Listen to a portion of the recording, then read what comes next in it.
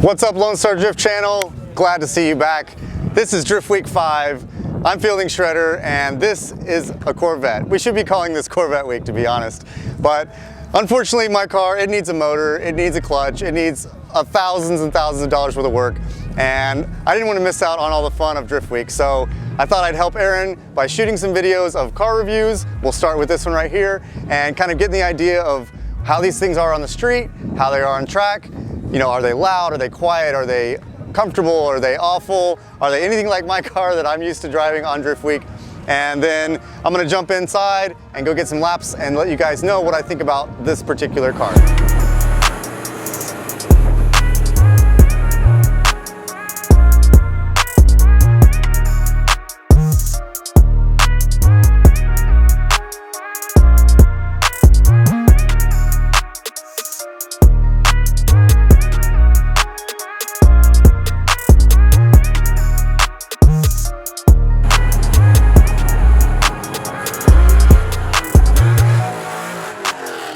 This is my buddy Max Kimlin's C6 Corvette, and what's special about this one, number one thing in my opinion, is the HGK carbon Kevlar body kit. You can't really tell right now because it's been wrapped with this nice deep space wrap, but underneath here is a carbon Kevlar seemingly indestructible body kit. Under the hood it's got an LS3, it's got some fancy heads and probably a cam. I think it's a pretty simple, pretty mild engine package, but it makes right at 500 wheel, so plenty healthy and definitely plenty of power for Drift Week especially. He's running a 17-inch NK wheel, and it's going to be wrapped in 245 front Falcons and 255 rear Falcons. These are the RT615K on the back and then the 660s up front. And so he's running a 255 because he wants to practice on what they practice here at E-Town. So that's where we are today, the first stop of Drift Week 5, and I'm really excited to get to drive here again. All right, let's take a look here at the interior. We've got all your typical appropriate safety upgrades. We've got a full roll cage, we've got a 5-point racing harness, nice bucket seat, quick release steering wheel, and of course a handbrake, a hydraulic handbrake. This one, you know, is going to be a very comfortable, very Drift Week oriented car, as Corvettes of course always are, and especially this one, it still has factory AC, still has heat, has a really nice stereo system, and all kinds of other, you know, typical upgrades that you wouldn't see on a drift car, which I of course appreciate since I'm going to be in the passenger seat of this thing for the entirety of Drift Week 5. Out back here, same kind of thing, carbon Kevlar, it's all wrapped and looks great. It's got a nice diff, it's a wave track diff, and it's got just an upgraded, rebuilt transmission and a pretty nice, you know, streetable clutch, but definitely an upgraded clutch for sure. Overall though, it is a fairly simple car. It's got some normal coilovers. I think they're $1,200 off-the-shelf coilovers, and then an angle kit, and really not a lot to it. So something you guys could build at home, something that you could definitely aspire to own, maybe without the carbon Kevlar bits, because those are expensive. But other than that, it is a C6 for all intents and purposes, and it's, you know, built to be a drift car that you can take on the street. So first thing I'm gonna do is jump in it, let you guys know how it feels on the streets, and then we'll take it out here on E-Town, and I'm gonna try not to put it into a wall and let you know how it feels on track.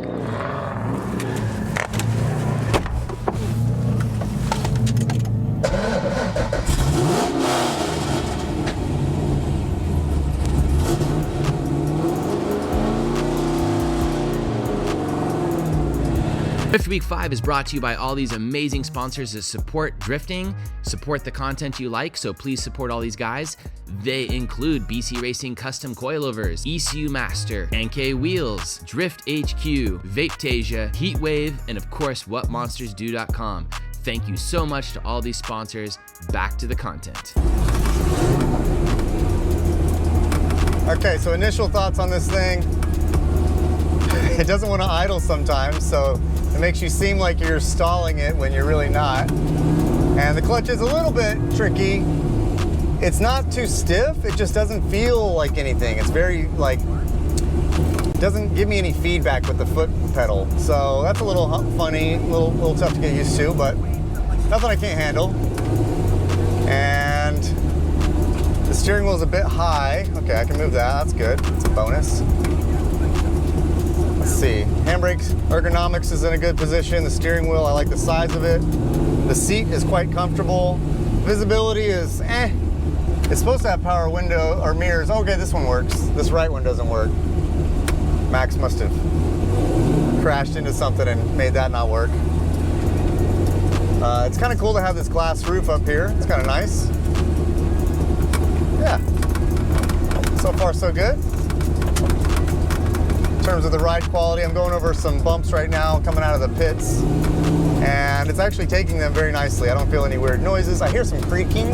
I think it's this roof up here, or maybe a plastic rubbing against the roll cage. Race car things.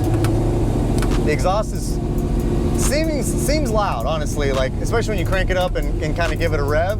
It's quite loud, but now that I'm cruising, I mean, I'm only going 20 miles an hour. It's pretty quiet. I'm sure that as you're on throttle, you know, you're going to get much more power, or volume rather. But we'll see. Once we get it on the highway, we'll see exactly how she sounds, and I'll give the full exhaust review there. You know, you guys, if you're familiar with me and have been following me at all, you'll know that I'm a big proponent on sound of vehicles, especially, you know, engines. And I'm partial to an inline six turbo. It doesn't really matter what brand.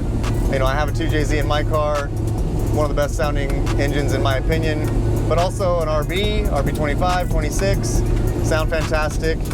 Maybe not the most reliable, but definitely sound great. And same with like any boosted BMW inline six, those sound fantastic as well. So that's my preference. I haven't really heard too many four cylinders I like. They're just really raspy and tinny, you know, kind of And other six cylinders like the VQ sound terrible. You just put stock exhaust on your VQ powered car, I don't care what it is, it will sound better, I promise. But the V8s I often complain about, however, they can sound amazing. And so a good example of some is like Blake Olson in Formula D. He's got one of the best sounding V8s I've ever heard. It revs extremely quick, it's very crisp. You can hear each of the pulses as it's going throughout the power band. Just really smooth and sounds very professional, very race car. And it's loud as hell, but that's okay because it sounds good. Same with any Ferrari V8, all the Formula One V8s that rev really high, but pretty much anything that revs over 10,000 RPM will sound good no matter what it is. And of course the V10s and stuff have a mixed bag. So like Vipers can sound good, oftentimes they don't, especially when they have divided. So if they don't have an X pipe or a merge pipe or anything in the collector that will, you know, help scavenge the exhaust, it sounds like two 5 cylinders, which is not good. And so that's just my personal preference. But this one so far sounds pretty good, albeit a little bit loud.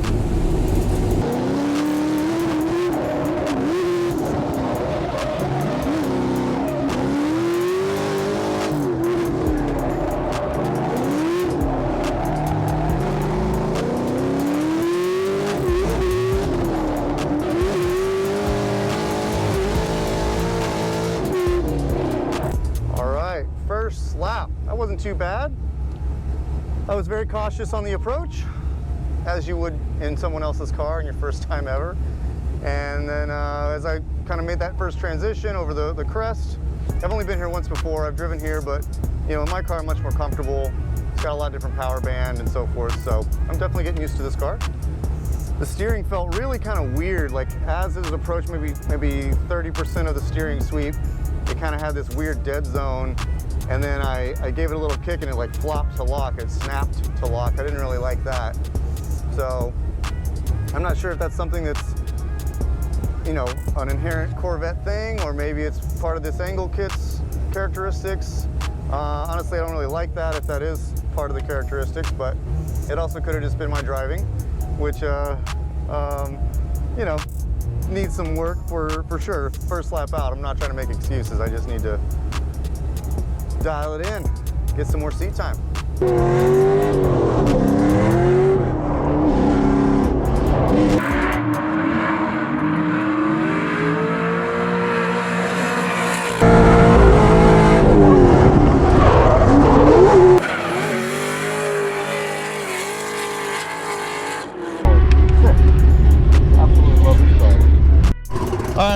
broke down Max. He's driving his other car like a rich asshole he was. Thanks. Yeah, but no, this thing is legit, so good. I understand the Corvette life now. Thank you again for letting me drive it and thrash on it all week. Holy shit. We're gonna make you spend some money on tires. Dude, that's the only thing, like, I have 2 complaints. One, it eats tires so fast, and then the other thing is that I can't see anything behind me. You're not supposed to look behind you when you're drifting. Well, I'm just talking about, like... Rule number 1, you're breaking it. That part I don't care. It's when I'm trying to pull out safely and I'm thinking someone's blind. Oh, you're in a Corvette. You should be going fast. I know, right? Like, I should have no regard for anyone else. This car commands respect. Exactly. Oh my God. So yeah, love the car, drove great. I was very comfortable in it. I'm very confident.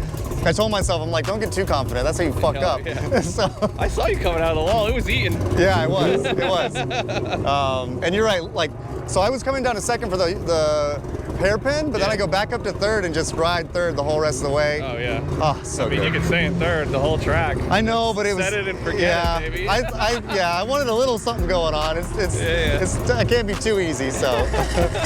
But yeah, thank you again. This thing is amazing. We're gonna have more fun and more tracks. I can't wait. I love it. Buy a Corvette if you can afford it, because holy shit, they are good.